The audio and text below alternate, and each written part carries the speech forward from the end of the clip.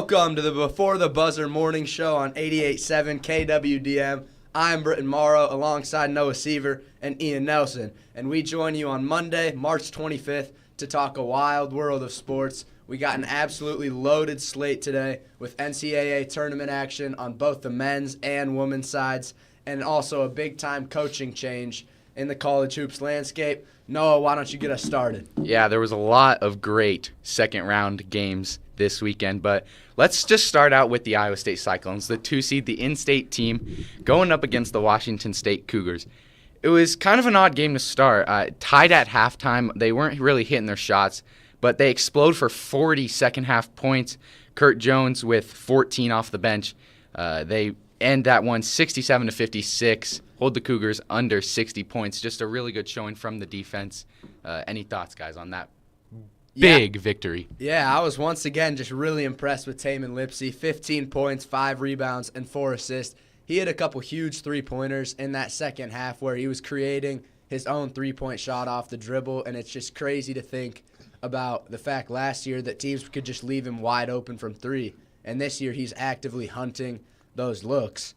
His improvement has been crucial to the Cyclones' offense, and it was a really good second half to pull away with this win. Yeah, and I think this game really shows how good the Cyclone defense is, holding both teams to 27 points in the first half, and then just going on, not really allowing Washington State to do much on the offensive side of the ball. It was a very defensive game on both sides of the court, and I think that the Cyclones were able to just produce more in the second half, and they really showed why they're a 2-seed and that they can go far in the rest of the tournament. Yeah, definitely. I think they're due for a deep run, definitely coming up here. But you mentioned Tamin Lipsey last year, not shooting a lot of threes. This year, you want him to be hunting his own shot because when he can shoot the ball well and when he can score, I think it's good for this team because he hasn't been stepping up as of late. It's been kind of, Keyshawn Gilbert or Milan Momcilovic, but when that guard for the Cyclones can score, I think they're unstoppable. Yeah, last year he was 20% from three. This year he's up to 39%. And it kind of feels like his shot is gaining more confidence as the season goes on, to now the point, as I mentioned, he can take him off the dribble. Jalen Wells for Washington State had 16 points at halftime. He was the main guy keeping the Cougars in it for as long as they did. The rest of the team really just didn't get going. Miles Rice, their best player, freshman guard, had a solid game, but you got to give credit to Keyshawn Gilbert and Tamin Lipsey for defending, as they have all year, very well. But, yeah, I'm super excited for this matchup against Illinois. I feel like this is where the real tournament starts, win or go home, because now it's going to be these even matchups from here on out. Yeah, it's going to be a good matchup. Illinois, Iowa State, they looked really dominant over South Dakota State. They really couldn't miss in that game. Milan really showed out. And then against Washington State, Tamin Lipsey played really well.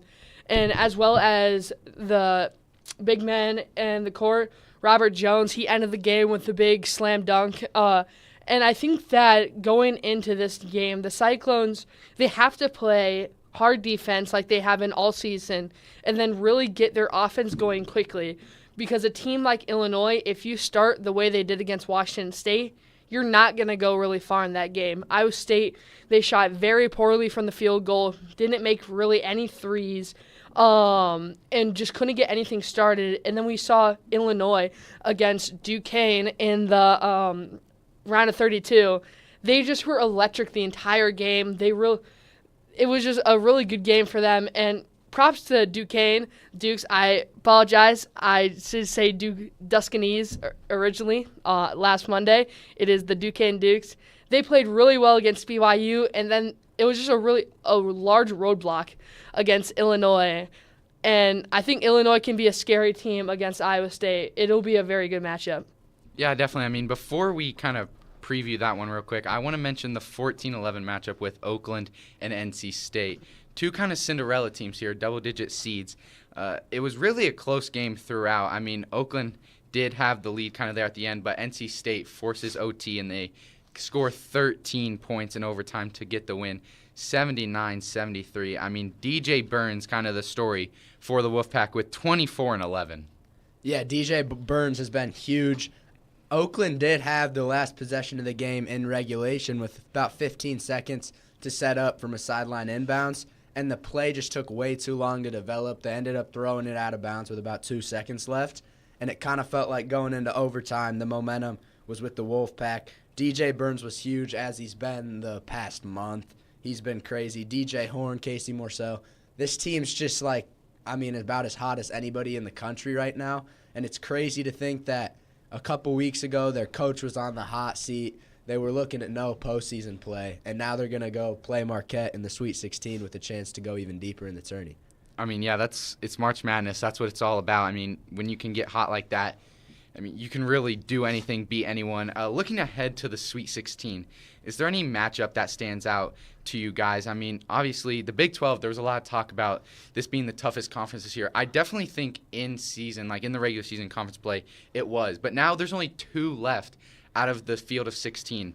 I mean, are they going to fall after this, or can they make it past to the Elite Eight? I think, you mentioned that one of the big games, including the Big 12, is going to be Houston-Duke. Houston, they really struggled yesterday. It was just they couldn't get many shots up, and 4 players fouled out for their 2 of their really good post players, and then 2 really good guards, Emmanuel Sharp, LJ Cryer.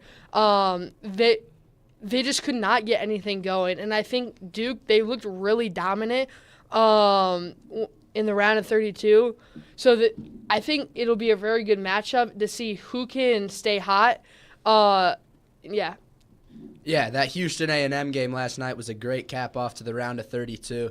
You got to give credit to Jamal Shed, 21 points, 10 assists, 5 rebounds. When this game went into overtime after A&M came back from down about 12 points in the last couple minutes of regulation, Emmanuel Sharp fouled out, LJ Cryer fouled out, Javier Francis fouled out. This was just Jamal Shed's team, and every possession they were just going pick and roll and letting Shed create, and he did enough before he eventually fouled out in the last minute of overtime to get Houston the win.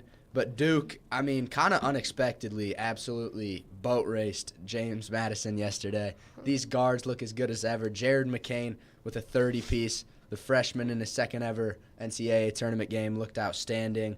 So this is going to be one of the premier guard matchups in the country in this tournament. I'm really excited to watch this one. I think this might be the best matchup in the Sweet 16. Yeah, because Houston, they got a lot of kind of older guys on the team, and, Duke's coming in with a couple of these freshmen. You mentioned Jared McCain. It's kind of the, old versus new in a way, and I definitely could see Duke winning this one, if they can knock down some shots, and can these young guys perform under the pressure? Yeah, another game I want to highlight is the 5 seed San Diego State taking on the top seed, the UConn Huskies. This is a rematch of last year's title game. Everyone expected UConn to be here. They ran through Stetson and Northwestern. San Diego State, on the other hand, struggled in round 1 against 12 seed UAB, but got past them and then took down Cinderella story Yale 85-57 last night. Not even close. Jaden Ledee right now for San Diego State, the big man, is playing as well as anybody in the country. His physicality and height and size is going to be, a great matchup against the UConn bigs. I think San Diego State could pose the Huskies some problems. Of course, UConn's going to be favored by quite a bit, but I would just watch out for the Aztecs. Yeah, and the thing that a lot of people were noticing last night, this UConn team was up by 20-plus against Northwestern, and they were playing like it was a tie game in, the final minutes. And if you can play like that and you can get your guys to, play, especially down the stretch in this tournament, I think they're unstoppable. Look for San Diego State to make it close. I don't think too close. I think UConn pulls away by double digits in this one. Yeah, Britton, you mentioned that it might be a very large pick for UConn.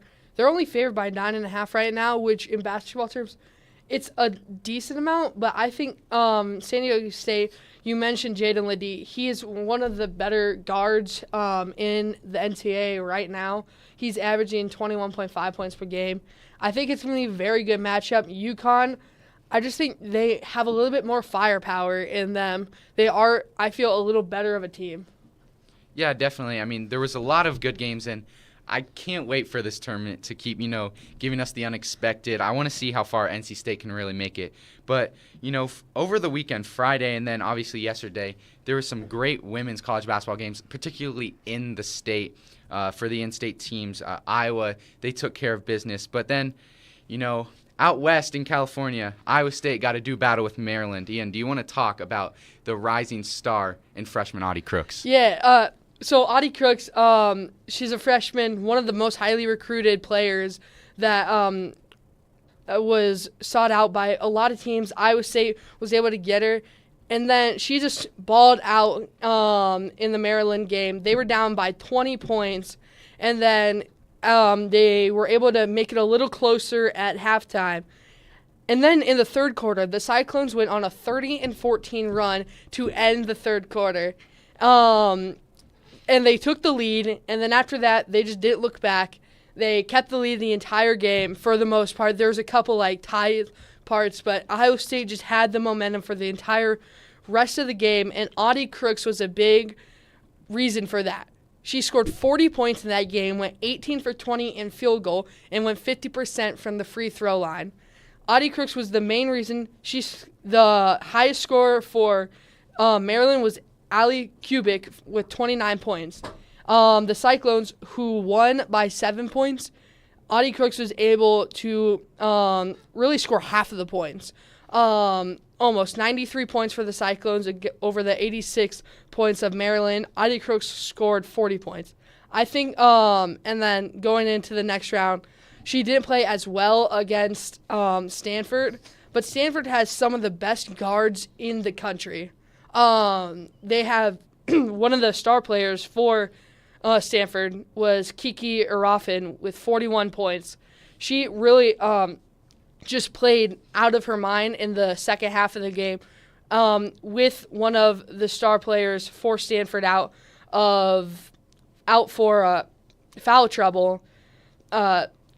Brink was out of foul trouble, who's also one of the star guards for Stanford. I think it was a really good matchup, went into overtime, and the Cyclones just couldn't overcome really the physicality of Stanford at the end of the game. Yeah, Crooks obviously the highlight of this loaded freshman class for the Cyclones. She did struggle last night. I also want to point out guard Emily Ryan. Against Maryland, she had 18 points and 14 assists.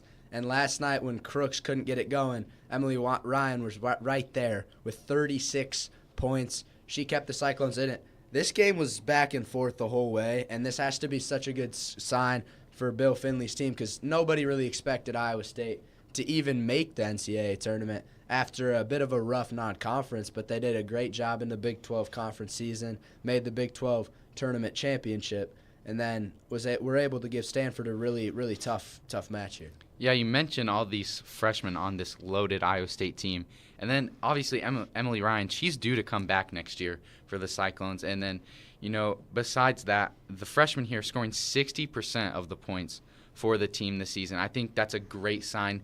And moving forward, I can't wait to see what they do. Obviously, they play a really good game against Stanford last night. They just fall late. I think that's kind of just like the stamina aspect of it. And I look for Iowa State to close that gap between teams like that now. And, Audie Crooks, all these guys, Addie Brown, they're going to get better. And I think that these girls can kind of do what Iowa's doing right now in a way, later coming in these next couple years. Yeah, absolutely. Got to still be a positive end to the season for the Cyclones despite the second-round loss. You just look at their top scorers. I mean, everybody's coming back. They can be atop the Big 12 and maybe even towards the top of the country in these next couple of seasons. Any other notes on that?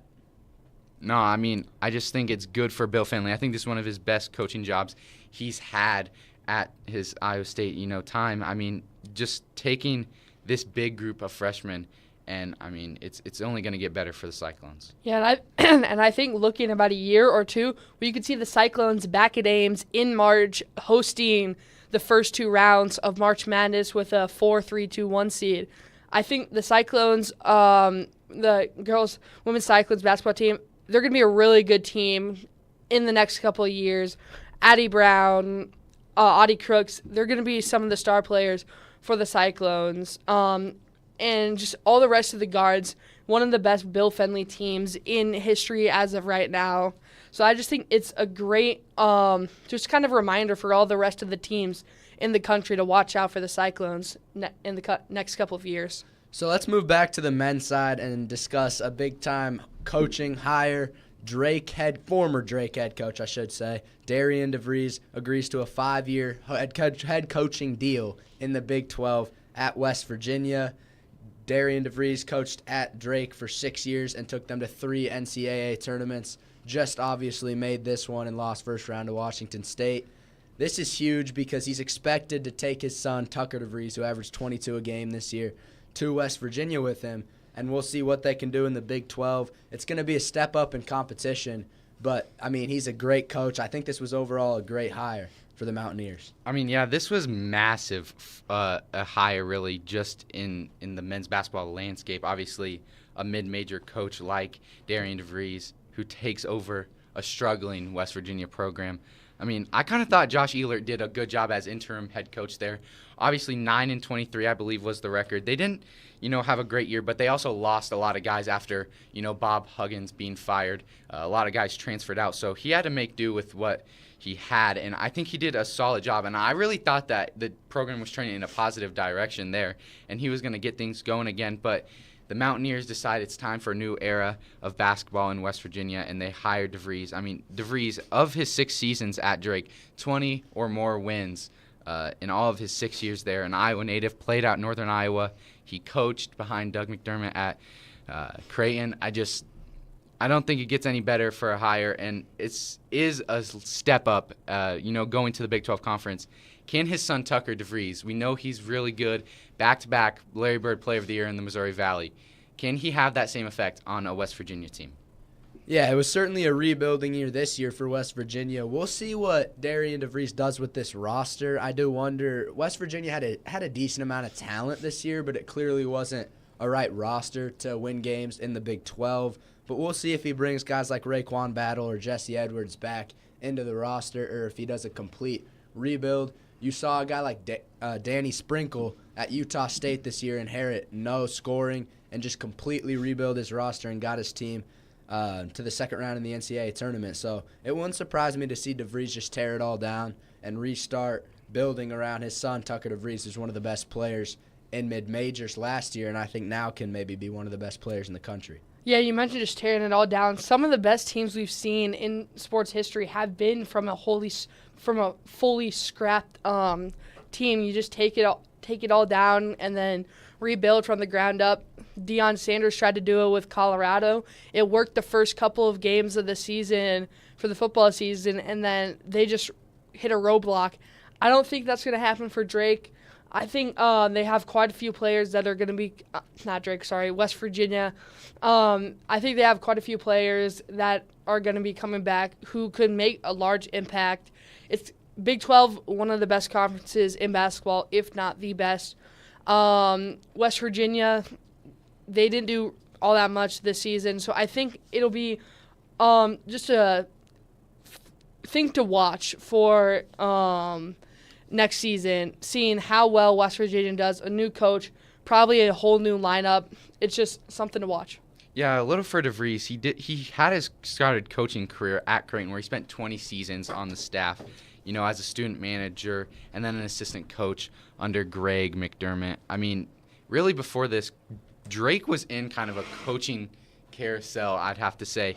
They had Nico Medved, who came in.